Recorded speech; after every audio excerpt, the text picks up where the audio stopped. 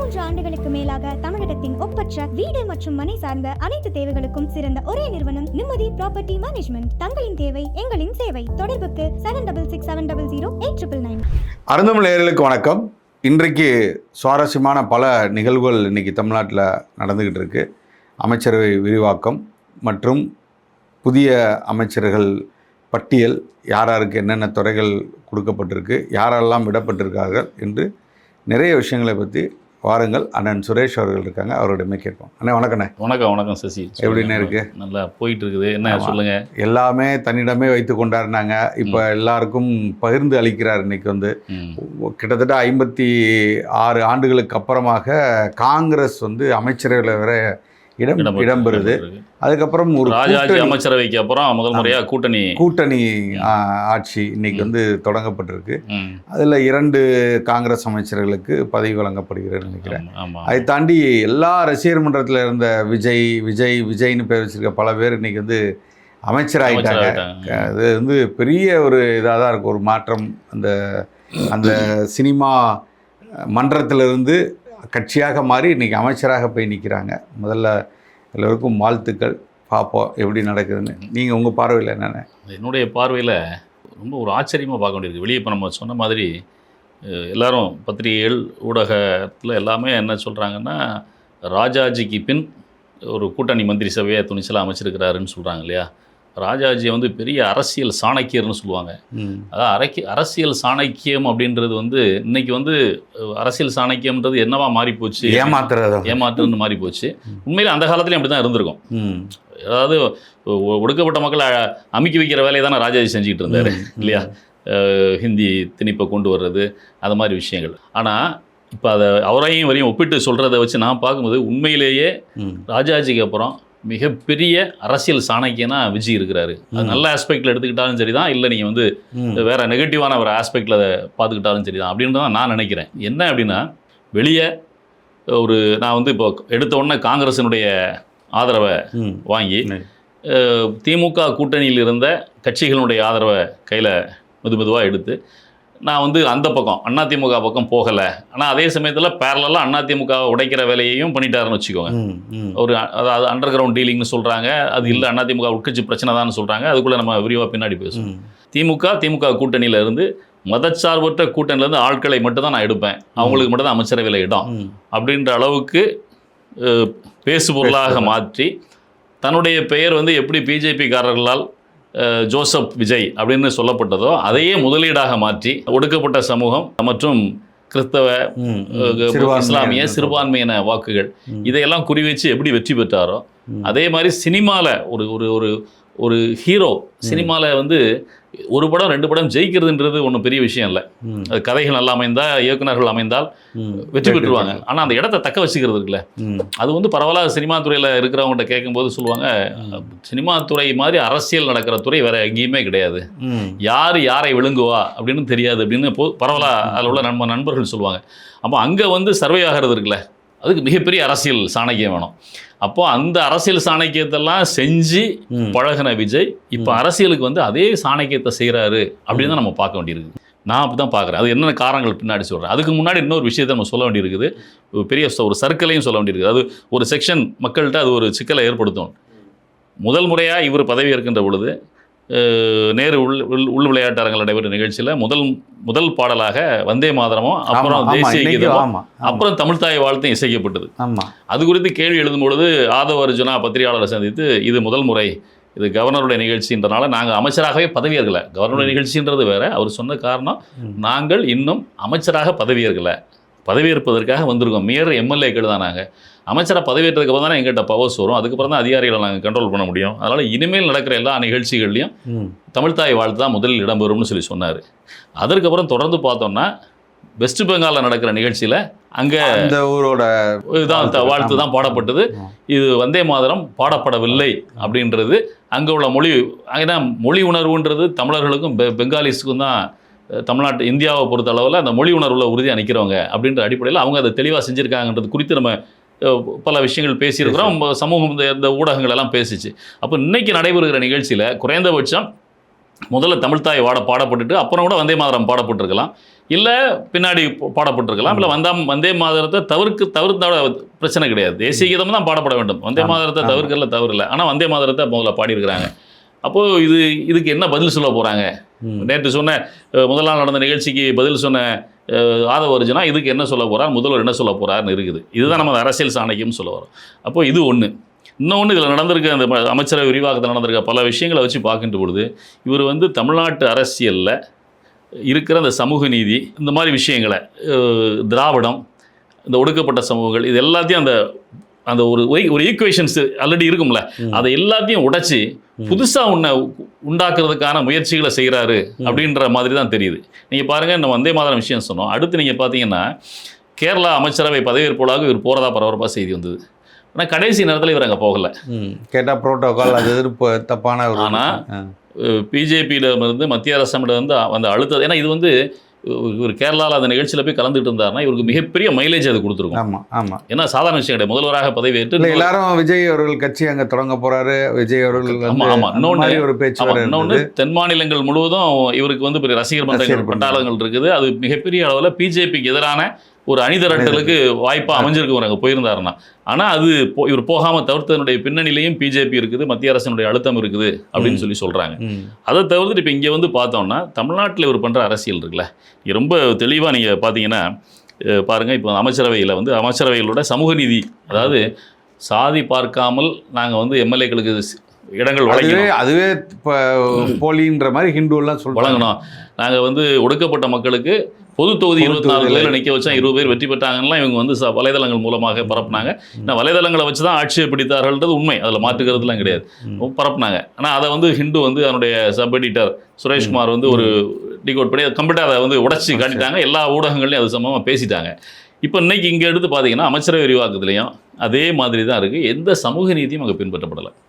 இப்போ நம்ம இதுவரைக்கும் இல்லாத அளவுக்கு இப்போ நீங்கள் ஒடுக்கப்பட்ட சமூகத்தை சார்ந்தவங்களுக்கு பொது தொகுதியில் கொடுத்தோம் அப்படின்னு சொன்னாங்க, அது உடைக்கப்பட்டுட்டு. ஸோ அதை சரி பண்ணணுன்றதுக்காக கூட அமைச்சரவை விரிவாக்கத்தில் ஒடுக்கப்பட்ட சமூகங்களுக்கு வாய்ப்பு கொடுத்துலாம். கிட்டத்தட்ட 5 பேர் ஆதி தமிழர்களுக்கு கொடுத்துருக்காங்க, ஒரு 2 பேர் அருந்ததியர்களுக்கு 2 பேருக்கு வாய்ப்பு கொடுத்துருக்காங்க, இப்போ 7 பேருக்கு வாய்ப்பு கொடுத்துருக்காங்க. இன்னும் விடுதலை சிறுத்தைகள் கட்சியிலேருந்து யாரும் பொறுப்பேற்கலை, வரல. அப்போ இதை வச்சு பார்க்கும்போது பரவாயில்ல. என்ன தெரியுதுன்னா, இப்போ விடுதலை சிறுத்தைகளை பொறுத்தவரை திருமாவளவன் இன்னும் ரிசல்ட்டை சொல்லலை, நாங்கள் பங்கேற்கிறோமா இல்லையா அப்படின்றத சொல்ல. நான் இன்றைக்கி நிகழ்ச்சியில் கலந்துருக்காரு. இதுக்கு பின்னணியில் என்ன சொல்கிறாங்க பரவாயில்ல அப்படின்னு சொன்னால், திருமா திருச்சி கிழக்கு தொகுதியையும் தனக்கு துணை முதல்வர் வேணும் அப்படின்னு டிமாண்ட் பண்ணுறதாகவும், இப்போ ஏற்கனவே அதுக்காக தான் வச்ச புள்ளி தான் அதிமுகவினுடைய உதவியை ஆதரவை நீங்கள் கோருனீங்கன்னா நாங்கள் வெளியே போயிடுவோம், அது மறுபரிசீலனை செய்வோம் அப்படின்னு திருமா சொன்னதாகட்டும், இடதுசாரிகள் சொன்னதாக, அவங்களுக்கு அமைச்சரவையில் இடம் கொடுத்தாலும் நாங்கள் போயிடுவோங்கிற. நீங்கள் ஆதரவை கேட்டாலே நீங்கள் அமைச்சரவையில் இடம், அதாவது அவங்க சட்டசபையில் ஆதரவு கொடுத்தது வேற, அந்த கூட்டணியில் சேர்த்தீர்கள் என்றால், இல்லை அமைச்சரவையில் வாய்ப்பு கொடுத்தீங்கன்னா நாங்கள் வெளியே போய் மறுபரிசீலனை செய்வோம் அப்படின்னு ஒரு சிக்கலமலை உருவாக்குனதுடைய நோக்கமே திருமா விஜய்க்கு கொடுத்த ஒரு அழுத்தம். அதாவது எங்களை நம்பி மட்டும்தான் இருக்கணும், நாங்கள் வெளியே போயிட்டோம்னா. அப்போ இன்னொன்று என்னென்னா, அதிமுகவை வாய்ப்பு கொடுக்குமானால் அதில் இருக்கிற அமைச்சர்கள் எல்லாருமே பொதுமக்கள் மத்தியில் ஊழல்வாதிகள்ன்ற ஒரு முத்திரையோடு இருக்கிறவங்க, அது சிக்கல் உருவாகும். ஆனால் இவங்கெல்லாம் எதுவும் எந்த பொறுப்புலையும் அரசு பொறுப்புலையும் இல்லாதவர்கள், திருமாவாகட்டும் இடதுசாரிகளாகட்டும். காங்கிரஸ் இந்த இப்போ இன்னைக்கு உள்ள ஜென்ரேஷனில் உள்ள யாருக்கும் காங்கிரஸ் அமைச்சர்கள் எப்படி இருந்தாங்க என்னன்றது தெரியாது. அப்போ என்ன ஊழல் பண்ணாங்க என்ன பண்ணாங்கன்னா, திமுகவினுடைய ஆரம்ப கட்டத்தில் திமுகவை நசுக்கிறதுக்கு காங்கிரஸ் என்னென்ன பண்ணதுன்றது பழைய ஆட்களுக்கு தெரியும். 70-80 வயதுக்கு மேற்பட்டவங்களுக்கு தான் தெரிஞ்சிருக்கும் தவிர இப்போ அவங்களுக்கு தெரியாது. அப்போ இப்போ உள்ள ஜென்ரேஷன் வாக்காளர்கள் காங்கிரஸ் பற்றியும் தெரியறதுக்கு வாய்ப்பு இல்லை. அப்போ அவங்கள ஊழல் அதுன்னு சொல்ல முடியாது தமிழ்நாட்டை பொறுத்தளவில். இன்னும் சொல்லப்போனால் ஜென்சிப் மக்களை பொறுத்தளவில் கிட்டத்தட்ட ஒரு 15 வருடங்கள் 20-30 வருடங்களாக அந்த சுற்றியுள்ள எங்கேயுமே காங்கிரஸ் இல்லை, மத்தியிலையும் 15-12 வருஷமாக இல்லை. அதான் அண்ணன் கூட இந்த வார்த்தையை கூட சொன்னார், காங்கிரஸை நாங்கள் வேரோடு மண்ணாக புதைத்துட்டோம், நீங்க தான் தூக்கிக்கிட்டு இறந்த பணத்தை சுத்திக்கிட்டே தெரிஞ்சிங்க, இன்னைக்கு என்ன நிலைமை கொண்டு வந்து காங்கிரஸ் விட்டுருக்கு பாருங்க. இப்போனாவது திமுகவுக்கு அவர் சொன்ன பாடம் இது யாருக்கு பொருந்தும்? இது விஜய்க்கும் பொருந்தும். ஆமா, இப்போ அப்போ இவங்க எல்லாம் நிற்கிறாங்க. அப்போ ஒரு நெருக்கடியை கொடுத்து வச்சிருக்காரு திருமா. இப்போ விஜய் அவருக்கு திருமாவுக்கு என்ன நெருக்கடியை கொடுக்குறாருன்னா, இப்போ 7 பேர் ஒடுக்கப்பட்ட சமூகத்திலிருந்து அமைச்சர்கள் ஆக்குனதன் மூலமாக இதுவரைக்கும் தமிழ்நாட்டு வரலாற்றில் இல்லாத அளவுக்கு இவங்களை ஒடுக்கப்பட்ட சமூகத்தை சார்ந்த அமைச்சராக்குனது மூலமாக ஒடுக்கப்பட்ட சமூகத்தினுடைய பாதுகாவலன் வெடிவெள்ளி தான் காட்டுற ஒரு சூழலை உருவாக்குறாரு. இது வந்து திருமாவுக்கு மிகப்பெரிய நெருக்கடியை கொடுக்கும். வேறு வழி இல்லை. அவங்க சொன்ன மாதிரி நீங்கள் காட்டுமன்னார் கோயில அவங்க வைக்க சொல்றது உங்களுக்கு அமைச்சரவையில் இடம் தரோம், 2 கூட தரோம் திருமா உள்ளுக்கு வரதா இருந்தா. திருச்சி கிழக்கு தரதுக்கு தயாரா இல்லை. நீங்க காட்டுமன்னார் கோயில ரிசைன் பண்ண சொல்லிட்டு அங்க கூட நில்லுங்க, வன்னியர் அரசுக்கு கொடுக்குறாங்க கொடுத்துக்கோங்க, இப்போ நீங்க இப்பவே அமைச்சரவையில வாங்க, 6 மாதத்துக்குள்ள அதுக்கான தேர்தலையும் நடத்தலாம்னு சொல்லி திருமா வந்து கூட ஒரு தொகுதியை கேட்டு வாங்கிடணும் அப்படின்றதுனால கிழக்கு ஒரு வித்தியாசமான கூட்டணியா தானே இருக்கும். நான் இன்று வரை திமுக கூட்டணியில் பயணிக்கிறேன்னு சொல்றாரு. இல்ல அதெல்லாம் முடிஞ்சு போச்சு. அவங்க வந்து தெளிவாயிட்டாங்க. நீங்க வந்து இனிமேல் அதான் அமைச்சரவையில் இடம் பெற்றாலே முடிஞ்சு போச்சு. நீங்க வெளியிலிருந்து கட்சிகள் வெளியில இருந்து ஆதரவு கொடுக்குறாங்க, அது வந்து திமுக கூட்டணியில் தொடர்றாங்கன்னு நம்ம எடுத்துக்கலாம். அமைச்சரவையில் இடம் பெற்றாச்சுன்னா முழுமையாக அந்த கூட்டணிலேருந்து வெளியே வந்துட்டாங்கன்னு தானே அர்த்தம். ஸோ இப்போ திருமாவளவனுக்கு ஒரு மிகப்பெரிய நெருக்கடி, வேற வழியே கிடையாது. ஒன்று அவர் வந்து வன்னியர் அரசு அமைச்சராக்கி குறைந்தபட்சம், ஏன்னா அவருடைய கட்சி எந்த சமூக மக்கள் அவரை நம்பி நிற்கிறாங்க, ஒரு பொது கட்சி தான், நம்ம அதுக்காக குறைத்த மதிப்பிடல, இருந்தாலும் அவரை பெரும்பாலும் நம்பி நிற்கிறவர்கள் ஒடுக்கப்பட்ட சமூகத்தை சார்ந்தவர். அப்போ அவங்களுடைய வாக்குகள் எல்லாம் ஏற்கனவே இந்த தேர்தலில் புலிகள் வெளியிடுற கருத்துப்படி பார்த்தோம்னா எல்லாமே ஏற்கனவே போயிடுச்சு விஜய் கிட்டே இருக்கும்போது. அப்போ இதுவும் சேர்ந்து போயிடுச்சு அப்படின்னா சிக்கல். அதனால அவர் வேற வழி இல்லாமல் விஜயினுடைய நெருக்கடிக்கு உட்பட்டு இது காட்டுமன்னார் கோயில் எம்எல்ஏவை ரிசைன் பண்ண சொல்லிட்டு இவர் அங்கே நின்று இவரும் உள்ளுக்கு வந்து 2 பேர் அமைச்சர்களாக இருந்தார்கள்னா தான் அவர் கட்சியை தக்க வச்சுக்க முடியும். ஆனால் அதுக்கான வாய்ப்பு இருக்குதா அப்படின்றது தெரியல. ஒன்று இந்த மாதிரி போயிட்டு இருக்கு. இன்னொன்று பார்த்தீங்கன்னா அவருடைய அமைச்சரவை விரிவாக்கத்தில் இஸ்லாமியர்களுக்குன்னு பார்த்தா ஒரு வாய்ப்பு கொடுத்துருக்கிறாரு. ஆனால் எல்லாரும் எதிர்பார்த்தது மதுரையில் பிடிஆரை தோற்கடித்த முஸ்தாஃபாவுக்கு வாய்ப்பு கொடு. ஏன்னா ஊடக முகமாக அவர் தான் இருந்தார். ஆனால் அவருக்கு வாய்ப்பு கொடுக்கப்படலை. அதுக்கு பின்னணியிலும் என்ன சொல்லப்படுகிறதுன்னு சொன்னால் எம்எல்ஏவாக வெற்றி பெற்ற பின்னர் முஸ்தாபா ஊடகங்களை சந்திக்கின்ற பொழுது நாங்கள் வந்து சனாதனத்தை வேறு இருப்பதற்காக நாங்கள் வந்திருக்கிறோம் அப்படின்னு சொல்லி அவர் சொன்னது வந்து பரவலாக அந்த சனாதவாதிகள் என்று சொல்லப்படுகின்ற RSS பிஜேபிக்கு காயத்தை ஏற்படுத்தி இருக்குது. அதனால் அவருக்கு கொடுக்கக்கூடாதுன்னு சொன்ன நெருக்கடியின் அடிப்படையில் தான் வேற வழி இல்லாமல் அறந்தாங்கியில் உள்ள பர்வேஸுக்கு கொடுத்துருக்காங்க. இப்போ இந்த காயெல்லாம் யார் நடத்துறாங்கன்னா ஆளுநர் மற்றும் பாஜக எல்லாம் செட்டில் ஆனதுக்கு அப்புறம் தான் ஆளுநருக்கு வர்றாரு. இதுதான் நடந்துட்டு இருக்க மாதிரி சொல்லுது. இப்போ அடுத்து இங்கே பாருங்க, காங்கிரஸ்ல இருந்து கொண்டே விஜய்க்கு எதிராக இல்லை தாவேகாக்கு எதிராக ஸ்டேட் பண்ணலாம். ஏன்னா ஒரு குரூப் வந்து காங்கிரஸ்ல வந்து தேர்தலுக்கு முன்பாக கூட்டணி பேச்சுவார்த்தை நடந்து கொண்டிருக்கின்ற பொழுது தாவேகாக்கு ஆதரவாக வெளிப்படையாக பேசிட்டு இருந்தாங்க. மாணிக் தாகூர், தமிழ்நாடு எம்பி எல்லாம் பேசிட்டு இருந்தாங்க. ஆனால் அந்த சமயத்தில் அதை முட்டு கொடுத்து திமுகவுக்கு முட்டு கொடுத்து அந்த கூட்டணிக்கு வரவிடாமல் தடுத்துக்கிட்டு இருந்ததுல மிக முக்கிய பங்காற்றுன்றது செல்வ பெருந்தகை தான். அவர் கிட்டத்தட்ட மாறினா திமுகவிலே சேர்ந்துருவார் என்ற அளவுக்குலாம் இருந்தது. அவரை வந்து காலி பண்ணணும், அவரை அசிங்கப்படுத்தணுன்ற ஒரே காரணத்துக்காக அவரை யார் வெற்றி கொண்டார்களோ அவங்கள கொண்டு போய் அமைச்சர்களை உள்ள கொண்டு வைக்கிறாங்க. ஸ்ரீபெரும்புதூர்ல அவர் வந்து மேல அமைச்சராக பதவி இருக்கிறார், இவருக்கு கீழே உட்கார்ந்து வேடிக்கை பார்க்க வேண்டிய ஒரு தேவை ஏற்படுகிறது. அப்போ இந்த மாதிரி ஒரு பண்ற அரசியல் இருக்குல்ல, இது வந்து மிகப்பெரிய அரசியல். ஒரு சினிமாவில் கத்துக்கிட்ட அரசியலை அப்படியே இங்க கொண்டு வந்து போடுறாரு. அப்போ இது வந்து எங்க போய் முடியும் அப்படின்றதுல மீனவர்களுக்கு 2 பேருக்கு வாய்ப்பு கொடுக்கப்பட்டிருக்குது. கொங்கு சமூகம் வந்து தமிழ்நாட்டினுடைய மிகப்பெரிய சமூகம், அதில் 3 பேருக்கு தான் வாய்ப்பு கொடுக்கப்பட்டிருக்குது. கிட்டத்தட்ட ஆதி தமிழர்கள் 5 பேர், இது முக்குலத்தோருக்கு ஒரு 4 பேருக்கு வாய்ப்பு கொடுக்கப்பட்டிருக்கிறதா சொல்கிறாங்க. அதுவும் அந்த 4 பேரில் கிட்டத்தட்ட ஒரு 2 பேர் வந்து மேற்கு மாவட்டத்தில் உள்ளவங்கன்னு சொல்கிறாங்க, கோவை பகுதியை சார்ந்தவங்கன்னு சொல்கிறாங்க. இது பரவலாக பார்க்கின்ற போது இப்படி இருக்குது. ஆனால் எல்லா சமூகங்களுக்கும் அங்கே வாய்ப்பு வழங்கப்பட்டிருக்குதா அப்படின்னு சொன்னால் அது சரியாக இல்லை. ஆனால் இது இந்த சமூகத்தை 2ஆக பிளவுபடுத்துகிற மாதிரி வாய்ப்புகள் வழங்கப்பட்டிருக்கிறதா ஒரு பொதுவான முதல்கட்ட பார்வை இருக்குது. ஸோ இது வந்து சினிமாவில் அவர் என்ன அரசியலை கற்றுக்கிட்டாரோ அதை இங்கே அப்ளை பண்ணுறாரு விஜய். ஸோ ரீல்ஸ் போட்ட எல்லாருமே இப்போ அமைச்சர் ஆகிட்டாங்க. அவங்கவுங்க யாருக்கு அதிகமாக ரீல்ஸ் இதில் இன்னும் முக்கியமாக நம்ம என்ன பார்க்க வேண்டியிருக்குன்னா, இந்த மாதிரி அமைச்சர்கள் ஆகிருக்கிறாங்கல்ல, இவங்க அடுத்து என்னென்ன பண்ண போகிறாங்க அப்படின்றதான் இருக்குது. நீங்கள் இந்த எம்எல்ஏக்களே பல எம்எல்ஏக்கள் ஒரு 4-5 நாளாக பார்த்தீங்கன்னா, நேற்று ஒரு பெரிய பரபரப்பாக ஒரு செய்தி ஓடிட்டு இருந்து, ராயபுரம் எம்எல்ஏ ஒரு இன்ஸ்பெக்டர் ஒரு அடிதடி ஆகிட்டு சிதம்பரம் பாரதி என்ற ஆய்வாளர்கிட்ட போய் மிக கடுமையாக பேசுகிறார். நீங்கள் வந்து ஒரு அமைச்சர் ஒரு எம்எல்ஏக்கான அதிகாரம் அப்படின்றது இருக்குல்ல, அந்த அதிகாரத்தை நீ வந்து கட்சிக்காரங்களுக்காக பொதுமக்களுக்காக காவல்துறையிடம் பேசக்கூடாதுன்றதெல்லாம் கிடையாது, பேசலாம். ஆனால் எப்படி பேசணும், எந்த மாதிரி விவகாரங்களில் தலையிடணும் அப்படின்றதெல்லாம் இருக்குது. நீ ரொம்ப தெளிவாக பார்க்கும்போது விஜய் தாமு பார்க்கும்போதே தெரியுது.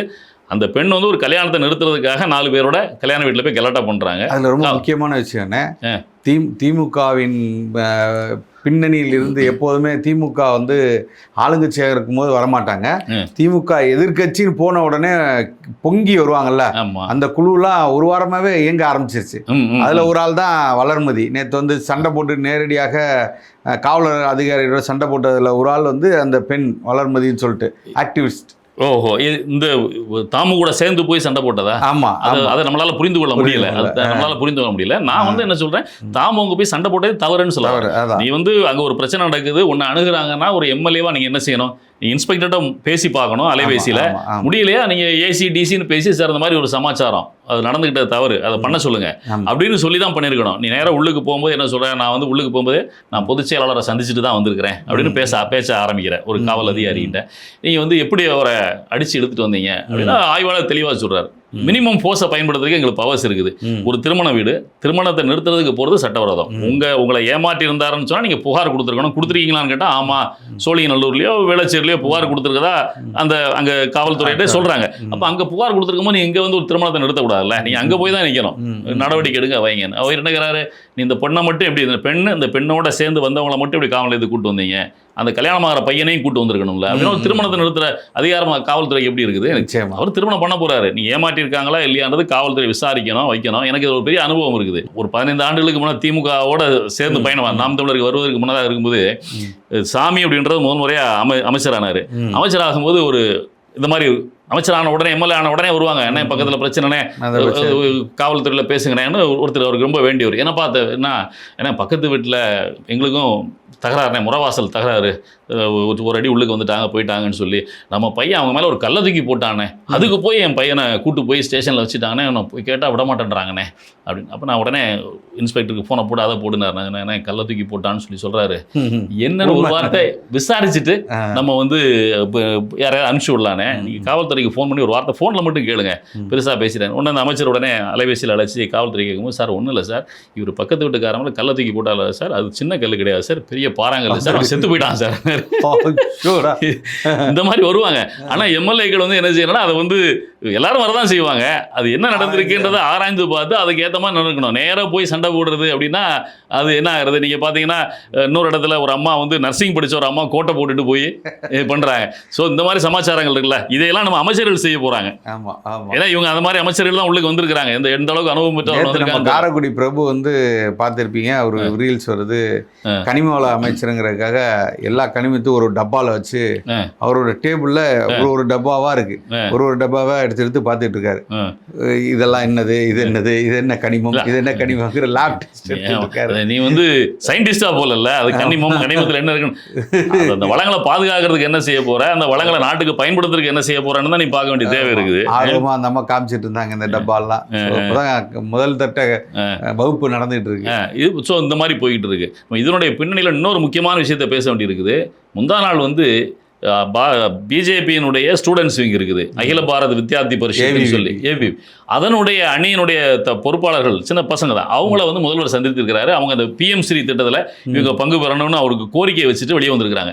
இந்த ஒரு அமைப்பை சார்ந்தவங்கள சந்திக்கிறது நம்ம தவறுன்னு சொல்லலை. ஆனால் முதல்வராக பொறுப்பேற்றிருக்கிறீங்க, கல்வி அமைச்சர் இருக்கிறாரு.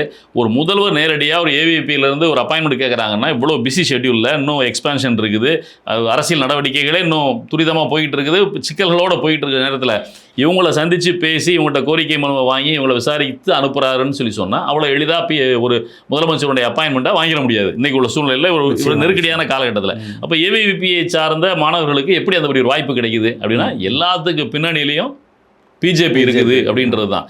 ஆக பிஜேபி வந்து சொல்றாருல, பிஜேபி தனக்கு பின்னாடி மறைச்சி வச்சுக்கிட்டு ஒரு சமூக நீதி அரசியல் அப்படின்ற பேரில் அதுக்கு தன்னுடைய பெயரையும் பயன்படுத்திக்கிட்டு ஒரு அரசியலை பண்ணிட்டு இருக்காரு. சமூகங்களை பிளவுபடுத்துகிற வேலையை ஒரு நடிகர் வந்து இது கத்துக்கணும், மோடி கிட்ட அவர் கத்துக்கணும். பிஜேபி மறைச்சு வச்சிருக்க, அவர் எதையாவது மறைக்கிறாரான்னு பாத்தீங்களா? அவர் எதையுமே மறைக்கல. அவர் நேரா இட்டாலி போன இது ரோம் போனாரு. ரோம் போய் இங்க இருந்து ஒரு சாக்லேட் பாக்கெட் வாங்கிட்டு போனாரு. நண்பர்கள் இடையே 2 பேரும் பரிமாறிக்கிட்டாங்க. அந்த சாக்லேட்டின் பேர் என்ன அப்படின்னு பார்த்தா மெலனி, அவங்க பேரு மோடி, மெலடி. இல்லை இது வந்து ரொம்ப ஒரு அது விளம்பர கொண்டு பைத்தியங்கள் கொடுக்குறாரு. தான் இன்னைக்கு வந்து அரசியல் ஆதிக்கம் செலுத்த முடியுன்ற அளவுக்கு ஆகிப்போச்சு. இது அரசியல் நடிகர் இவருக்கு இதெல்லாம் இந்த இதெல்லாம் தெரியாம இன்னும் வந்து இல்லை இதை கத்துக்காம இருக்காரு. இது தெரிய போய் தாங்க அமைச்சரவே அமைக்கிற அளவுக்கு வெற்றி பெற்று 108 பேரோட வந்தது. இதுதான் இன்னும் போக போக என்னென்ன கூத்துலாம் நடக்குன்னு பாருங்க. எல்லா சினிமாத்தனங்களையும் பயன்படுத்தி தான் கொண்டு வருவாங்க. அதாவது இன்னைக்கு என்ன ஆகி போச்சுன்னா சினிமாவிலிருந்து வந்தவங்க மட்டும் தான். இப்போ இடையில ஒரு திரைப்படம் வந்து வந்திருக்கதா கூட சொன்னாங்க, கருப்பு அப்படின்னு சொல்லி. அதில் வந்து வழக்கறிஞர்கள் எவ்வளோ மோசமானவர்கள்னு காட்டுறாங்க அப்படின்னு சொல்லி சொன்னாங்க. ஏற்கனவே அந்த ரமணா படம்னு ஒரு படம் வந்துச்சு, அதில் வந்து மருத்துவர்கள் எல்லாம் காலி பண்ணாங்க.